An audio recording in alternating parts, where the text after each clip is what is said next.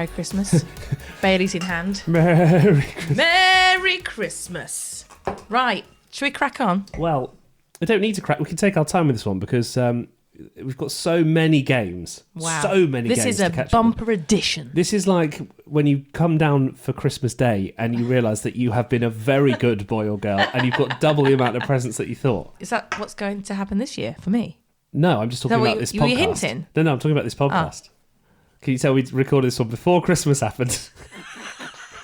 I like how we... January's episode may not happen. We can be honest now, right? Because we've really honest. Really honest, right? So we've just recorded a podcast for 5 Live, right? And we were on our best behaviour. No, and now you weren't. I had to cut loads of it out because you kept saying Yeah, but words. listen, right? I think people want the realness. They want... Peel want the realness. They want... too much Baileys. They want people to be real. No, they don't. No? Well, I don't mind it here. I mean, you said I couldn't even say frickin'. No, you couldn't. Did you have to beep that out? Yeah, no, I didn't beep it. I cut it out. I didn't beep it on this version. No, this is all right here. Oh, can I say that? This is a safe space. I can say that on here. You can do what you like. Hang on, hang on a minute. So you we can say that on though. here. Yeah. I didn't swear. No, I didn't swear. No, I know, I'm saying, but that's fine. Frickin's not swearing. No, I know it's fine. I'm saying it's okay. Right. In this podcast environment, when it's being broadcast on the BBC, you probably can't do it. Probably. Anyway, should we actually crack on? What's funny is that people who listen to that might be pointed towards this episode. And they're going to hear this bit and they're going to go, oh. No. Then they'll go, oh, why did we hear this on 5 Live for Science? Well, this is like... This is the unedited version. No, this is actually all new stuff. Oh. This is not anything like that. This is brand new. We've got loads of stuff to review, haven't we? Well, so here's just a few. Okay. Let's go down the list. Starfield. You're supposed to do the next bit of the list. All right. Alan Wake 2. Avatar, Frontiers of Pandora. EA Sports. It's in the... Sorry. FC24. You sound so unenthusiastic about that title. There's also... Here we go. Super Mario RPG, Super Mario Bros. Wonder, Sonic Superstars. And our reporter... Oh, we normally put like a little fancy thing there. Put a fancy thing. And our... Dungeons & Dragons correspondent. There you go. Alex Rhodes has been playing Baldur's Gate 3. I picked a drow, which is basically like a dark elf sort of character. Then it asks you, okay, what class do you want to be? So I picked a paladin. And then it says, okay, what subclass of paladin do you want to be? I think it's going to possibly be our longest episode. Okay, sit down, guys. Get yourself a Baileys. We're going in.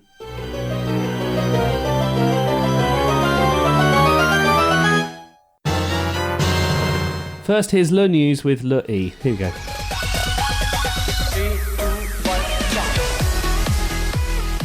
Microsoft has completed its £56 billion takeover of Call of Duty maker Activision Blizzard in the gaming industry's biggest ever deal. Microsoft was given the green light for the deal after UK regulators approved it. The Competition and Markets Authority said its concerns had been addressed after it blocked the original bid. Microsoft's Phil Spencer said securing Activision was incredible. Now, the PS5 Slim has just been released, and the main... Why are they doing that just after Christmas? This is my news. This is my news. Bit rude. And the main difference to the normal PS5 is, well, that you can buy one at launch, and it's a bit slimmer.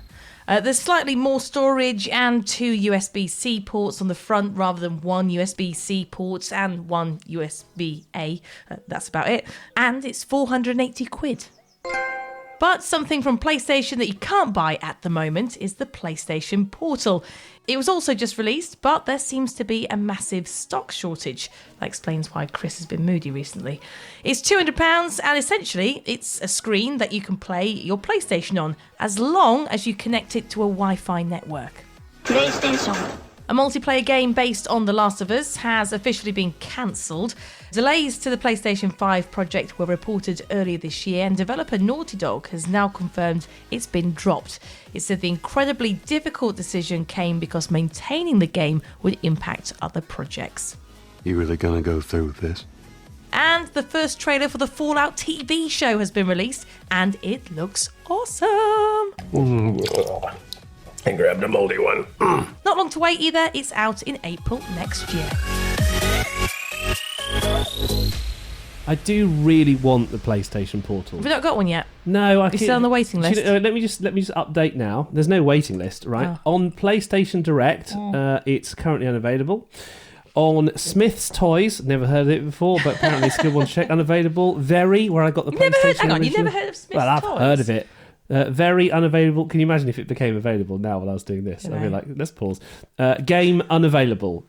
It's not. What's the point? I just snorted. Don't tell me that it's available. What the funniest thing is, on the PlayStation Direct thing, it says, if you order this before the 18th of December, it will come in time for Christmas.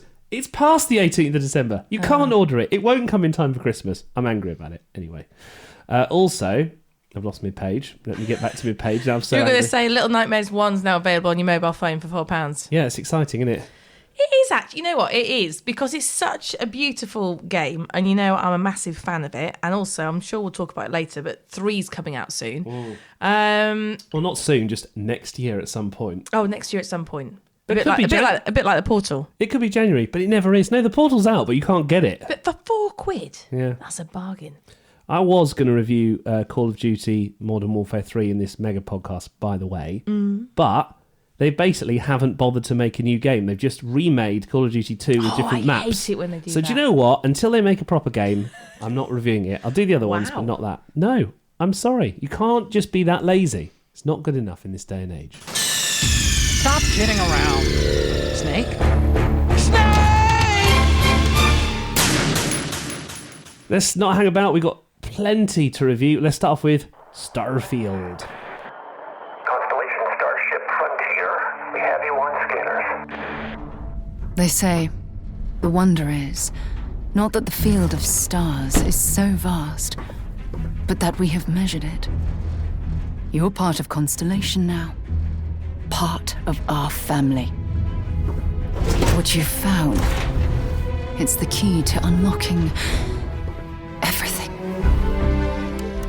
So Starfield took, basically, if you like the Fallout series of games, so Fallout 3, Fallout New Vegas, It's more your thing, but yeah. Fallout 4, Fallout 76, Skyrim, all that jazz, it's very similar to that. This one's set in space, and you fly around a big spaceship, and you go to all these different worlds, and it took an hour to install. An hour. Right.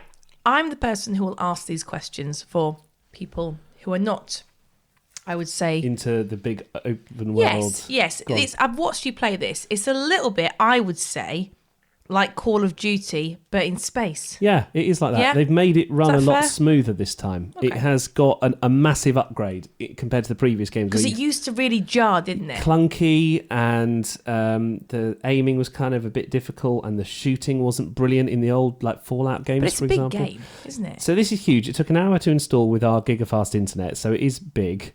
I came up initially against the problem because I don't play Xbox games very much, and this is an Xbox exclusive. Well, it's on PC as well, but this is a sort of Windows Xbox exclusive. So this is your excuse for keeping the Xbox, is it? Yeah, and when I started off, the delay between the Xbox and the telly was so much that I couldn't play the game. So then I had to reconfigure the telly to lose some latency. It was ridiculous. Wow. Anyway, I fixed that.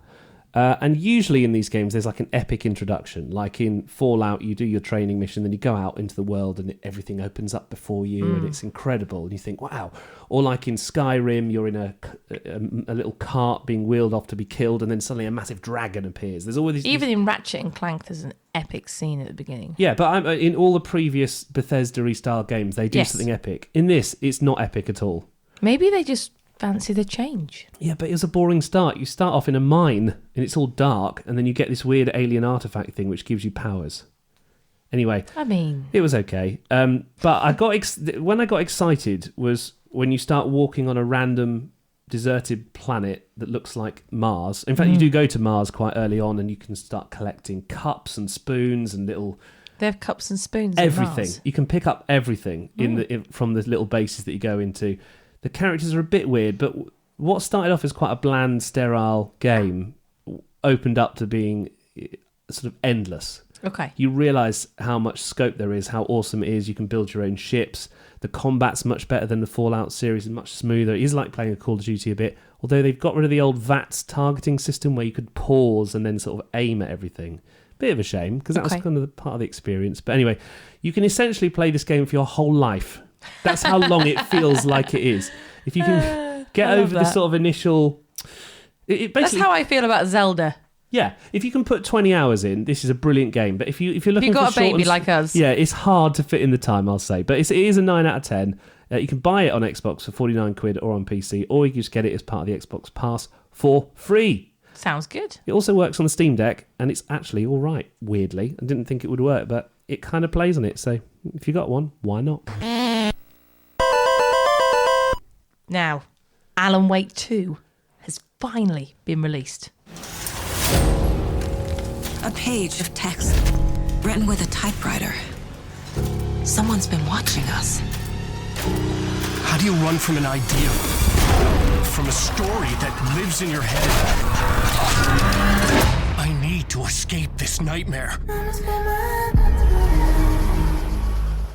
I love the fact that Alan Wake is called Alan Wake because they thought it'd be funny to have an author whose name was Awake. It's a story about It's like a dreams. joke you'd say.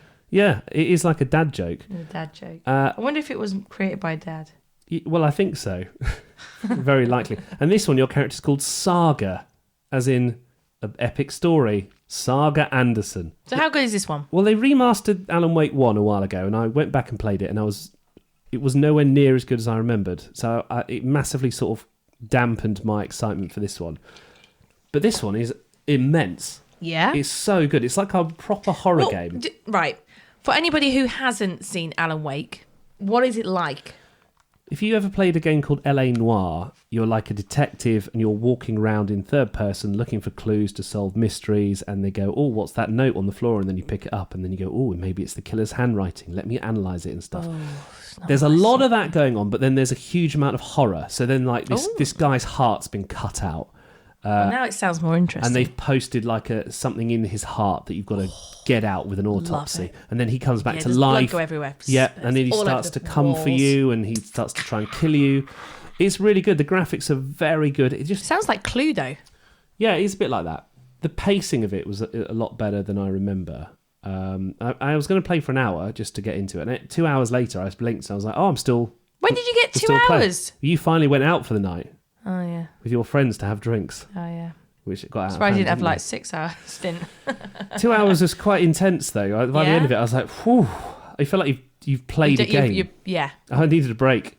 The only thing I noticed is there's a little bit of texture popping in the cafe section, and I don't know, some of the clues, they sort of hit you over the head with it. They're like, you know, you discover let's say you discover a note with some handwriting on, then you go into your little mind palace, and then you sort of think, oh, I'll analyze this note, and the game will say, you are now analysing the note. Wow. This is important as a clue for the game. You know, you're like, yeah, I know that. No, that's I'm not for an people idiot. like me. Oh, yeah, it is for people like you. Yeah. You also do eventually get to play as Alan Wake, but no spoilers there. It's incredible. 9 out of 10. Easily one of the best games I've played in ages. It's 32 quid on the PC, or it's 50 quid on consoles.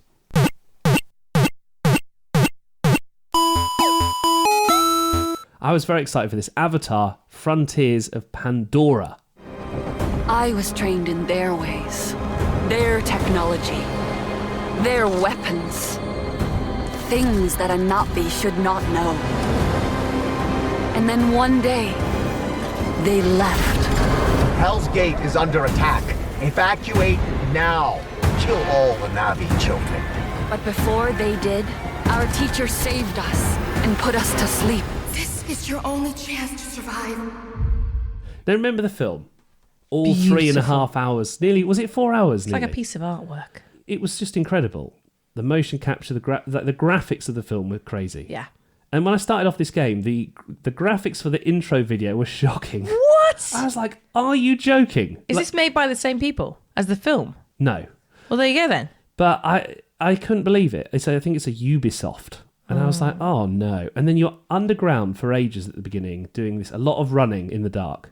You're like sprinting around. In the dark. The whole thing about Avatar is like it's light, it's Right. bright, you're in the sky, you're on dragons. Yeah, it's just like, let me free, let me get out of it. But after a good 45 minutes, that's too long, you do that bit, like in the Fallout games where you emerge and then the forest is around you, and the world is incredible. We could write a video game, couldn't we? And it's like the jungle stretches before you with creatures, and you get a bow and arrow, and you start to become Avatar, and then you fly around. And I think, why did you make me jump through these hoops to get here?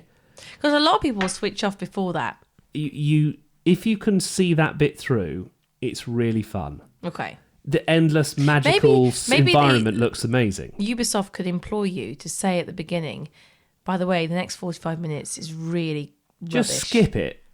You can't, but if you could, just skip it. Just get through this. It's and you'll get to the promised land. Yeah. So, was it good when you actually got there? Yeah, you get guns, you get a bow and arrow, which is really fun. The jungle area, the planet of Pandora, does look unreal. All right. But it does start to a little bit all blend into one massive jungle. Like, there's not that much. There are distinctive areas and Maybe things, they got but bored. You can't really remember one bit of jungle from another. You know, like when you play GTA, you're like, oh, I know this corner. Oh, I know this bit of road, because it's all so distinctive. Yeah. In this, I was struggling to kind of remember, there's a lake, and I was like, yeah, but there's another lake over there, and I couldn't really. Maybe they just copied and pasted it. It's a bit copy and pasted, it felt. But no. It's really good, but it's like a 7 out of 10. It doesn't have quite. It doesn't sound like it from what you've said. It's just good graphics, but I don't know. So what are the positives? The graphics. When you eventually get there, I didn't like the voice acting that much. I didn't like the character models that much. I thought the story was a little bit weak, but you do feel like you're an Avatar Navi character flying around the forest and shooting arrows at people. But it's only fun for so long. Okay, how much is it? £60. What? Avatar Frontiers of Pandora is out on PC and consoles, but I think it's more than Alan Wake 2. Yeah, get that instead. Next up, Spider-Man 2. This is something else. I need your help. Are you sure this isn't something you can handle yourself?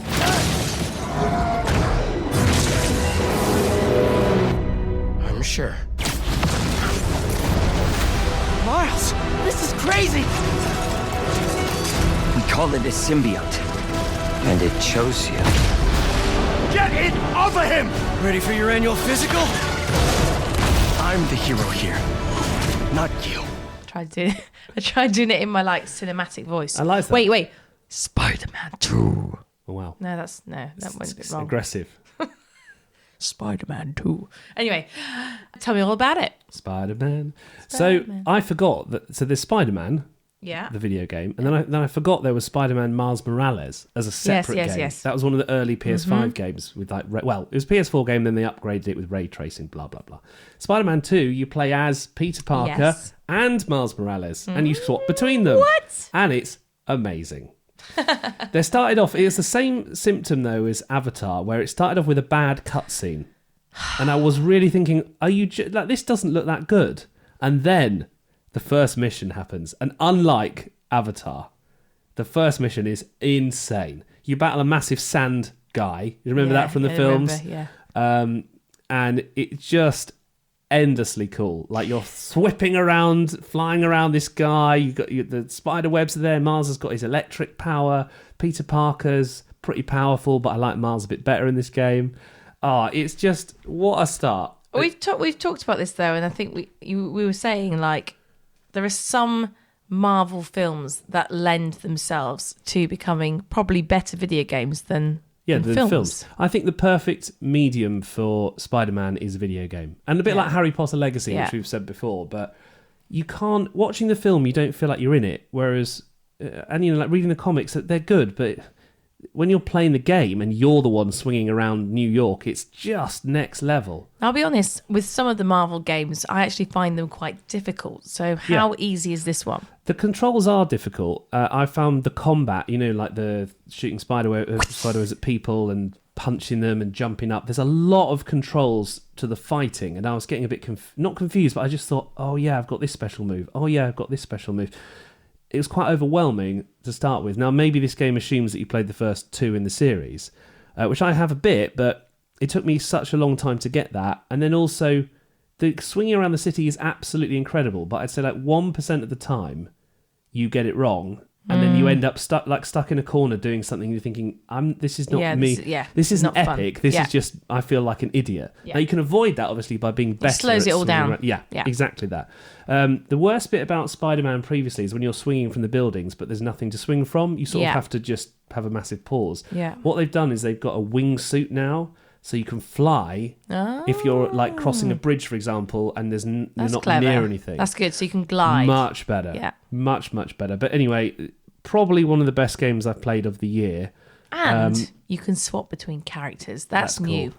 That's cool. And the fast travelling and just all the whole thing is just well designed. The story's good. And also, spoiler alert, but Venom is in it. What? And I'm sold. There's a bit where you can play as Venom. Really? And it's amazing. He's my favourite. So what would you give it out of 10? It's a 9.5 out of 10. The only... Why 9.5? Because You're sometimes so harsh. The combat is difficult, and also sometimes you get stuck in a corner and you feel not like a superhero. You feel like an idiot. Fair dues. So how much is it? 60 quid. It's out on PlayStation. No, it's definitely worth it. Okay. Like for this is what PS5 games should be. This is worth the money because they've designed something that makes you feel like Spider-Man. Now, it's that time again where we bring out our football correspondent, Drew Miller-Heineman. It's a yearly thing for him. I go. We just message now and he go, "Is it time?" And he goes, "It's time." Oh, thanks, Drew. Well, look, let's face it. Neither of us are fans of the beautiful game. Yeah, it's not rugby, is it? So no. He's reviewing EA Sports. It's in the game. No, this one's called EA Sports FC 24. Take it away, Drew. Another year, another FIFA. Wait, what? It's EA FC now. Okay, so what's new? New-ish engine, new-ish career mode, and new-ish menus? Fair enough, they only have a year to add all of this. Women are now in Ultimate Team, and more leagues have been added, but we still have no women's career mode, but it's good to see them added to the rest of the game. Usually my reviews are a bit of a bug report, but this year many of the initial ones have been fixed, so I am willing to give the benefit of the doubt that more of them will be fixed in the coming days. We've had everything from invisible players to menus in career mode freezing you out of the game. The game does play very similar to FIFA 23. Mechanically, it's basically the same, but I do have to recommend community sliders. Give them a Google. They really help give single-player FIFA a more satisfying and realistic feel, and it's my first year using them, and they've been really good at staving off the boredom of having played this version of FIFA for probably a couple of years now, really. The engine is new, but it's mostly cosmetic changes, like shirts moving more realistically. On the cosmetic front, they still haven't added all of the top flight managers' faces, so people like Roberto De Zerbi look more like a barber than a football manager. The cosmetic changes do make the game look better during gameplay. It doesn't hold up so well to closer inspection. In particular, the ball physics seem more unpredictable and less true to life, and for your own sake, do not zoom in on players' feet during replays. It seems we've gone back about 10 years on that front, with feet phasing through the ball before contact is registered. Lastly, I'm going to give my favourite mode a little bit of focus, since it actually has the most tangible changes. Career mode has new menus, a new coaching system, which is quite surface level, but it's nice to have. No more training session grinding at every new club. The new coaching system has replaced that. You just hire or fire new coaches instead of having to do 100 of the same training sessions. One issue which is patchable is that you're forced to do the same pre- and post-match interviews. Not every match has a pre-match interview, but pretty much everyone has a post-match interview. And in order to keep your morale above unhappy, you basically have to do every single one of these, picking the right options. This gets so tedious and grinding so quickly. It's still the same 5 or 6 questions that we've had for probably about 5 years now. It's still bugged, so they ask you about previous fixtures against teams that you're playing for the first time. And it is just probably one of the worst parts about playing the game at the moment. If you're an Ultimate Team fan who enjoys grinding out menus, I'm sure you won't be bothered the first few times, but trust me, it gets old very, very quickly. Personal rant out of the way, and to the key point of this review, is it worth it? Kind of. It's a new FIFA game in all but name, a few new features, and a slightly prettier game in places. If you buy the new one every year, you will still buy this one. If you've never played one before, it's actually probably a great place to start. It's all new, and the game is actually accounting for that quite a bit. There are so many tutorials that it throws at you compared to previous games. And if you're thinking, FIFA's so long running, there's so much to get my head round and learn about, it is actually giving you that, which it hasn't for quite a few years. So if you've always wanted to pick up a football simulator, and for better or worse, EA make the best one every year, then this might be your year. Thanks, Drew. See you next year. We should have like a Christmas party, but then there would only be me, you, Drew, and Alex. That's all right. And Dr. Chris from the Naked Dr. Scientist. Chris. You can play on online party mode. Nice one. That should be quite good. Yeah. Should we do some retro revival? Why not? There's quite a few. There's more than you would think actually this month. There's Sonic in a few minutes' time, but before that, it's a Mario double. Mario. The Mario Brothers of video games. There's two here. We'll start off with Super Mario Bros. Wonder. Now, we played the first game in this series. Well, there's probably a million games in this series, but Super Mario Bros. U Deluxe. Is this the one we liked? We loved it. There's so many of them. I honestly can't remember which one's which. Is this the one we played That's loads the Switch of? one, and we completed it. And then there's the Luigi game that's like on the back of it. I think that's the best one. Well, we're about to take this one out for a spin because we've saved it until right now to play. Let's see Merry how Christmas, it goes. us. Oh, exciting. Come on, then. Sit down. I want to play. You can be player one. Who are you going to play as, though? I'm going to choose my character. You can do Mario, Luigi, Peach, Yoshi, Red Yoshi, Yellow Yoshi, Light Blue Yoshi. That's hard to say. Red Yoshi, Yellow Yoshi. Fast. Wait, go. Red Yoshi, Yellow Yoshi, Red Yoshi, Yellow Yoshi. I can't. Red Yoshi, Yellow Yoshi, Red Yoshi, Yellow Yoshi, Red Yoshi, Yellow Yoshi, Who's Light Yoshi? Blue Yoshi. I like to be Toad in this game, so, I mean, I've played the original, Super Mario Bros. Deluxe U. Great title. Who are you going to be? Well, I'm a queen, so I'm going to be Peach. Well, she's a princess, but okay. Famously a princess, right? I'm Yellow Toad.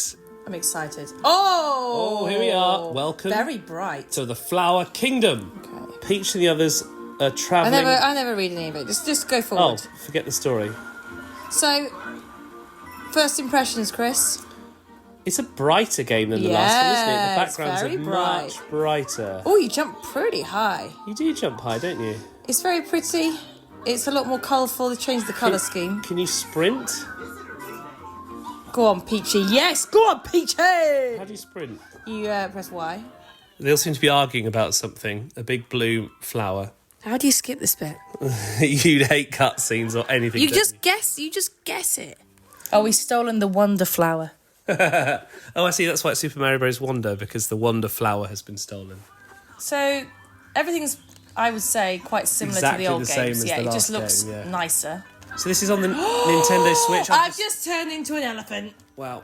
I'm a massive elephant, though. So I can sense already that this is going to be a bit of a madder game than the previous. Oh, I love it. The previous I'm loving ones. this. Oh, I've worked out how to sprint now. Oh, well done. I would say it looks like a typical Mario game mixed with a bit of Kirby. Graphics are much brighter, but essentially, it's the same game. Oh, you got a Wonder Seed. Okay. What did that do? don't- Oh, we can squirt water now, look. Oh, right. Oh, so that's it. We've completed the first level already. And it's basically more of the same. It's more of the same. If you're a fan of Mario and you enjoyed the last one, you'll love this one. It's a bit more mad, though, isn't it? Like you're turning into elephants, but the story is just as pointless as ever. I think it's good. Good multi. Can you imagine playing this in 4-player? I think this is something we can play when Theo's in bed and come back to. Yeah, and also it's portable, obviously, on the Switch, so it's just more of the same. And I like it. Well, there we go. It happened. And that is out on the Nintendo Switch right now for 50 quid. More Mario now with a remake of Super Mario RPG. It's a hard one to review because I never played the original. So, you know when they do a remake and you're all the time you're thinking, is this bringing back my childhood memories? Is this as good as the first game? Well, obviously I didn't play the first game, so it's been quite hard to sort of get a handle on it. But what I would say, it's a little bit like Final Fantasy VII, but obviously it's Mario. Yes.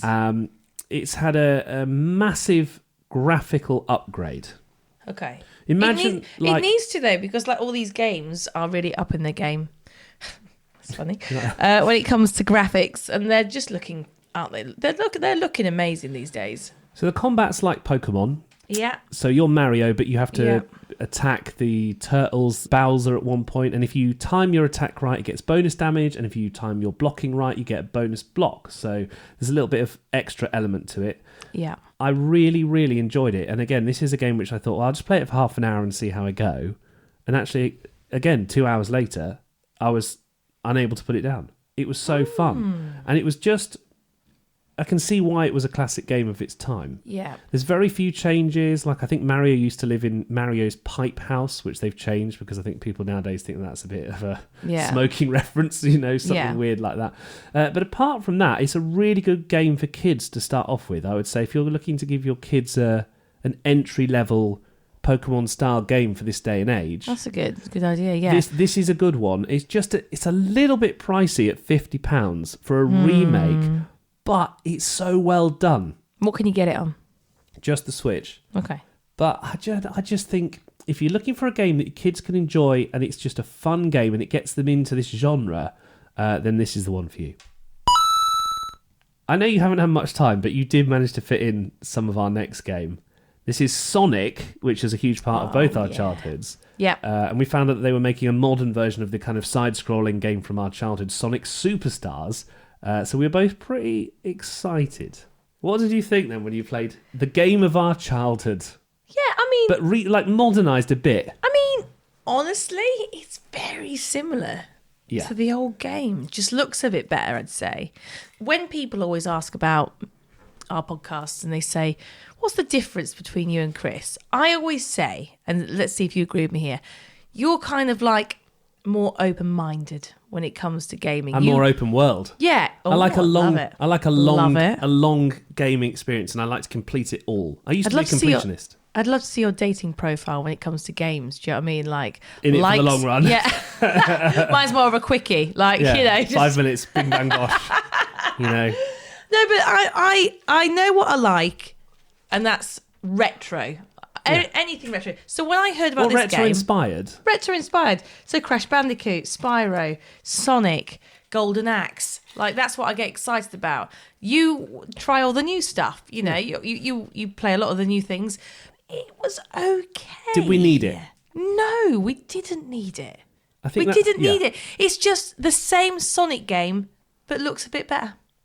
I think the graphics are probably the biggest difference. I mean, you can play multiplayer, but if you're not the main character, so let's say you're the secondary character playing, if you go off the screen, the camera doesn't care about you. No, it doesn't. So you then teleport straight back, and it's like, so really, so just skipped half the game then. You're not really doing anything. You have no power over what's happening in front of you. It'd been better to do split screen so that you both have something to do. Yeah. And I don't think it works when it's...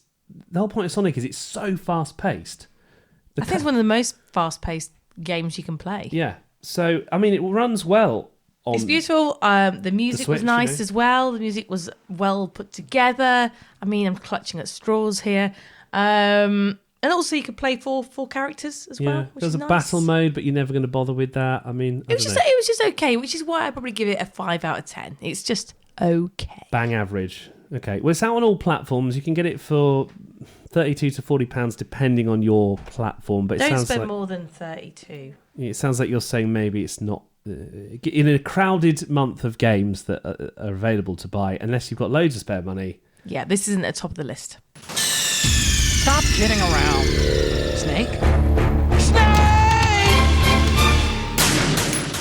Now it's over to our Alex Dragon Slayer Rhodes. He gets upgraded every time. Who's been playing a game that won loads of game awards, actually, set in the Dungeons & Dragons universe. It's Baldur's Gate 3. Hello, Chris and Lee. It's Alex here. Now, normally when I do these, I tend to play the game as well as sort of describe what I'm doing and my thoughts on it. But in this one, I'm not going to play the game at the same time because I really want to get my thoughts straight on this one. It's such a sprawling game and an important game. It is, of course, Baldur's Gate 3. It is amazing. It is absolutely boggling. It's taken up all of my time since it came out, and it came out for console. I've just been playing it constantly. You know, within the first half hour, you suddenly get the sense of just how massive this game is going to be and some of the work that must have gone into it to make it what it is. So let me start with the sort of character creator. You know, anyone who's played an RPG will be very familiar with that. For those who don't know, Baldur's Gate is based on the D&D world, Dungeons and Dragons. So I picked a drow, which is basically like a dark elf sort of character. Then it asks you, okay, what class do you want to be? So then you get another 10 choices of like, okay, a paladin, a fighter, a mage, a druid, and that sort of thing. And you go, okay. So I picked a paladin. And then it says, okay, what subclass of paladin do you want to be? And you're like, good God, this is just, you know, this is taking a long time here. And you think, okay, this is basically going to probably affect my combat, essentially, which is a big part of the game. But actually, it affects your whole playthrough. So the way every NPC interacts with you will be reflected upon that. The way your party members interact with you will be reflected by that. It feels like almost every small choice you make, decision you make, impacts the world, not just in the immediate game, but all the way to Act 3. It's Christmas, right? Your mum, your grannies come round.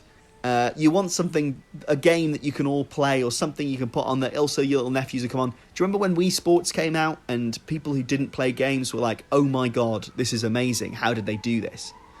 Baldur's Gate 3 is that game, but for people who develop games, I imagine. I imagine there are professional people who've made games before for years and years and years, and I imagine they pick this up and they think, how is this all working?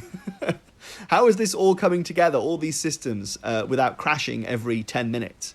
The sort of interactions you have are amazing. All the sort of characters you have in your party are great. Well, I say all. I don't know, because early on in my playthrough, I killed off one of the sort of permanent characters you can get to join your party. They're out now. They're not in the rest of my game. And yet the game, you know, carries on. It doesn't say, you can't do that. They're going to stay alive. That this needs to happen for the story to progress. Nope, they're just out. All the interactions they've had, the hours, and I mean hours and hours and hours, their voice actor will have recorded, just cut out the game. So if I were to play this again, it would be completely different. This is definitely a game I'm going to come back to over and over again, because I don't even know how many endings there are. I'm almost paranoid to pick anything in case it, sends me down a path I didn't know was going to happen. If you can't tell already, this is me giving you a big recommendation. 2 thumbs up, 10 out of 10, that sort of thing. This is a real storytelling jump, and this is a real, how much you can pack into a game and how much your decisions can really affect the world around you. There is a whole sort of world here, and it can feel a bit overwhelming. You're dropped in it. It's not quite, it doesn't do great on the whole tutorial of this is what you do, this is how you play the game. I sort of stumbled my way through it, and it took a little while before I kind of understood, this is what I'm supposed to be doing, and this is what is possible in this game. So I would say, watch out for that first hour. It can feel like, oh gosh, I'm going to bounce off this. But as you get into it, it really comes into its own.